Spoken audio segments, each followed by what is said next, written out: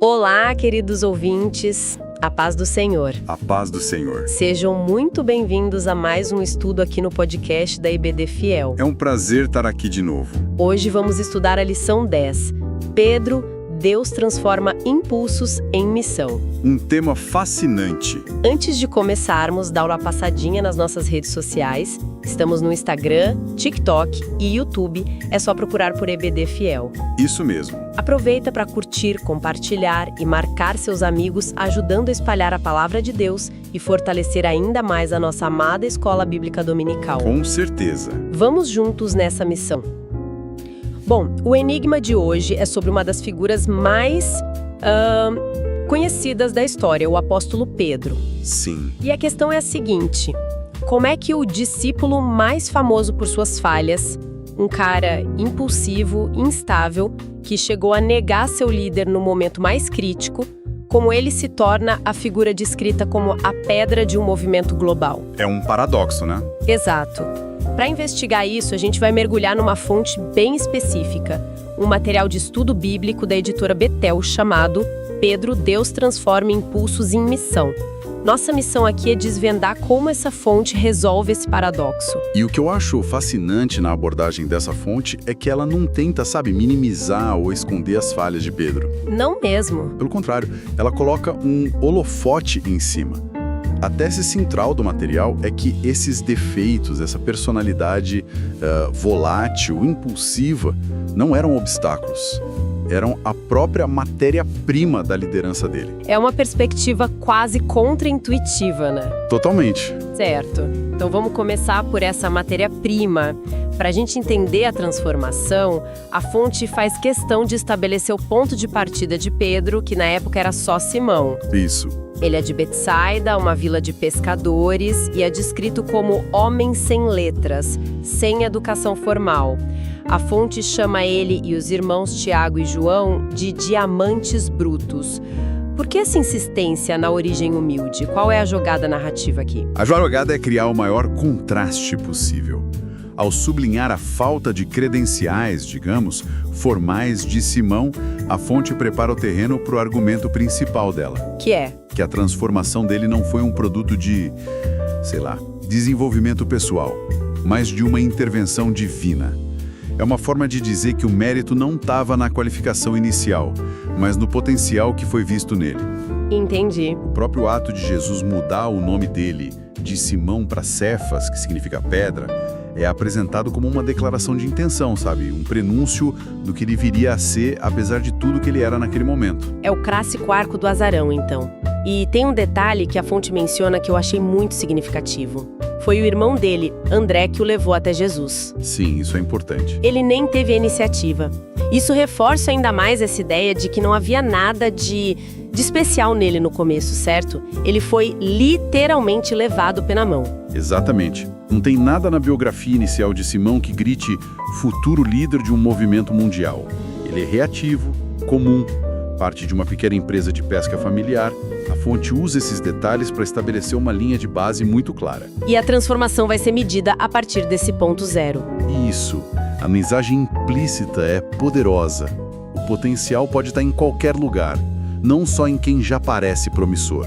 Ok, então temos esse sujeito como um diamante bruto. Mas o que realmente me pegou na análise da fonte é como ela lida com as arestas desse diamante. Ele é descrito como alguém que falava muito e por impulso, com uma personalidade inquieta e instável. Isso vai contra tudo o que se espera de um pilar, de uma rocha.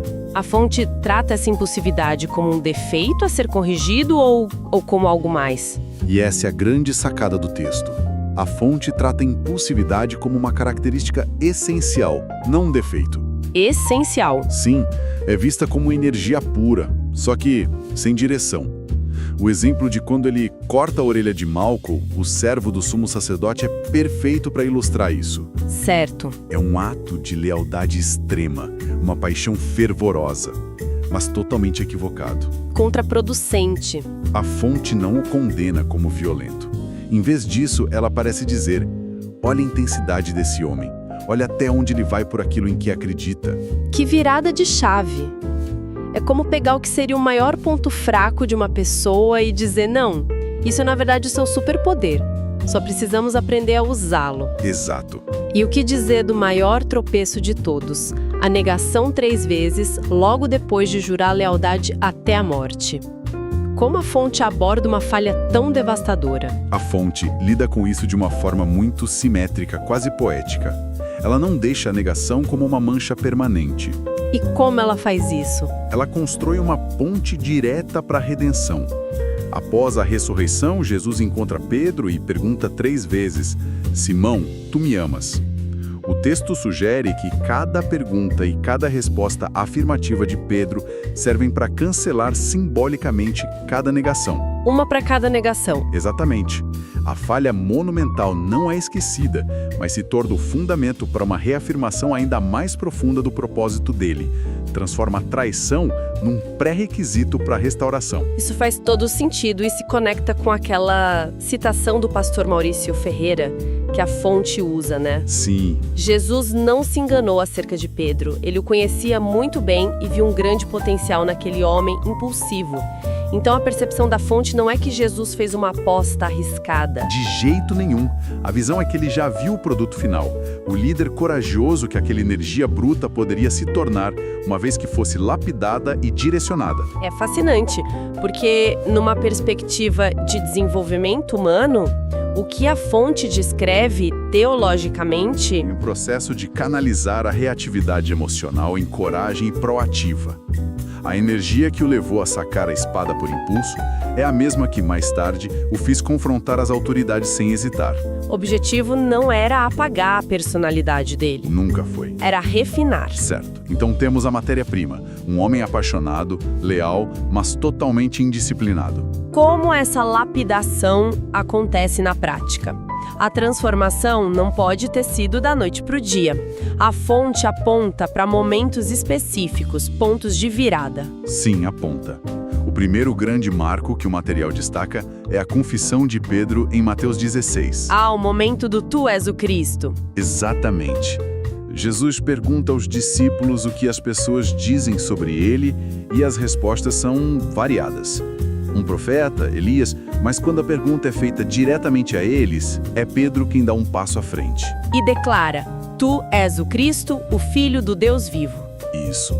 E o ponto que a fonte martela é a resposta de Jesus. Não foi carne e sangue que te revelou, mas meu Pai no céu. Isso é crucial porque eleva a declaração de Pedro acima de uma mera opinião. É um momento de clareza divina. É apresentado exatamente assim. É a primeira vez que a gente vê um vislumbre do Pedro Rocha que ele estava destinado a ser. Entendi. É um momento de percepção, de insight. Mas, mesmo depois disso, ele ainda tropeça, né? Inclusive com a própria negação. Então essa declaração sozinha não foi suficiente. Não foi. O que realmente cimenta a mudança, a fonte parece apostar todas as fichas no evento do Pentecostes. Sim, o Pentecostes é o catalisador final na narrativa da fonte. É o evento que, segundo o texto, transforma o potencial em poder real.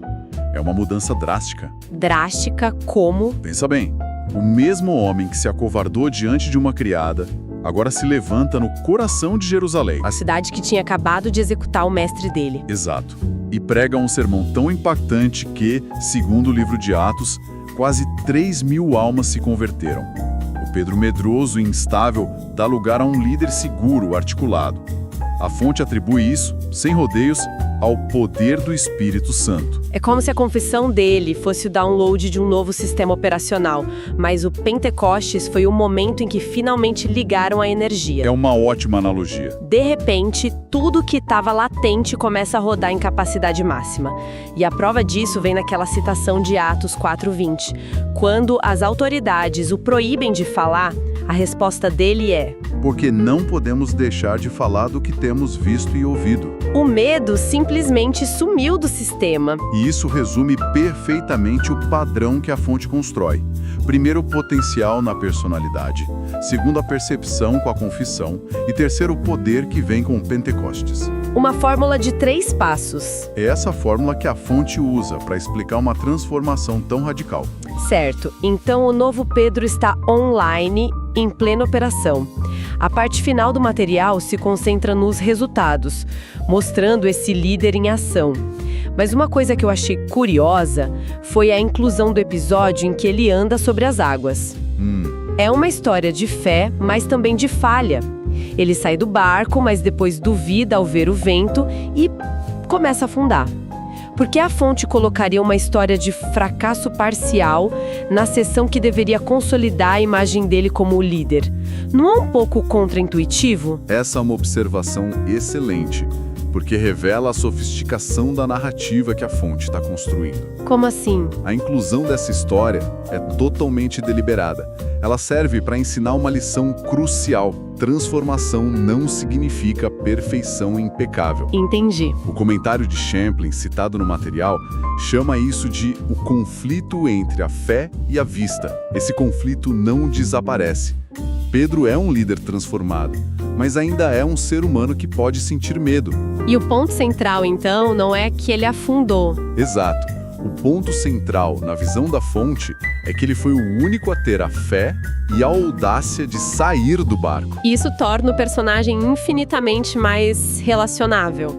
Ele não vira um super-herói invencível. A luta continua. O ato de coragem inicial tem mais peso que a vacilação momentânea. E as outras histórias, como a libertação da prisão por um anjo, ou as curas que aconteciam até com a sombra dele. Qual o papel delas nesse ponto? Elas funcionam como a validação pública, externa, da transformação interna que a gente já discutiu. A prova final? Isso. Depois de mostrar que a luta interior ainda existe, a fonte apresenta a eficácia exterior do ministério dele. As curas, a libertação, não são apresentadas como feitos do poder pessoal de Pedro, mas como provas de que ele se tornou um canal. Um canal do poder divino, para usar o termo da fonte. A citação da Bíblia Aplicação Pessoal resume bem o propósito.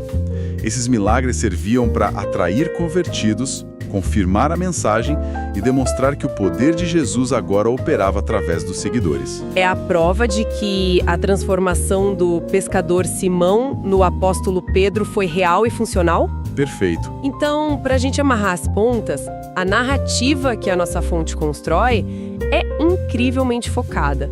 Ela pega um homem comum, definido pela impulsividade e pelas falhas, e o mostra sendo sistematicamente reequipado, reimaginado. É isso. A mensagem parece ser que as fraquezas não são impedimento para um grande propósito, mas podem ser, na verdade, o próprio combustível para ele. Exatamente. A grande lição que a fonte quer transmitir é sobre o potencial latente e o poder de um processo de lapidação.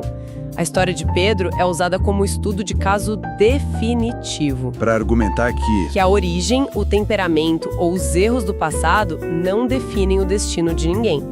Na visão da fonte, tudo isso é só matéria-prima. O fator decisivo é a disposição para ser moldado. E isso nos deixa com um pensamento para reflexão. A fonte, sendo um material de estudo bíblico, naturalmente atribui toda essa transformação a uma força divina.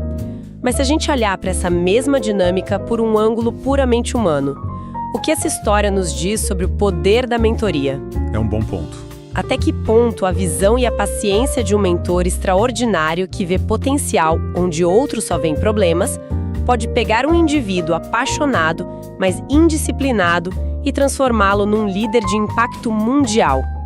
A história de Pedro sugere que talvez a maior habilidade de um grande líder não seja sua própria perfeição, mas a sua capacidade de enxergar e cultivar o potencial extraordinário nos lugares mais inesperados. Uma excelente reflexão. E assim chegamos ao fim do estudo de hoje. Passou rápido. Na próxima semana vamos estudar a lição 11, Cornélio, um coração pronto para ouvir e servir a Deus. Mais um personagem incrível. Esperamos você, que Deus abençoe grandemente a sua vida e te encha de sabedoria e graça. Amém. Até a próxima lição. EBD Fiel, fiel à palavra.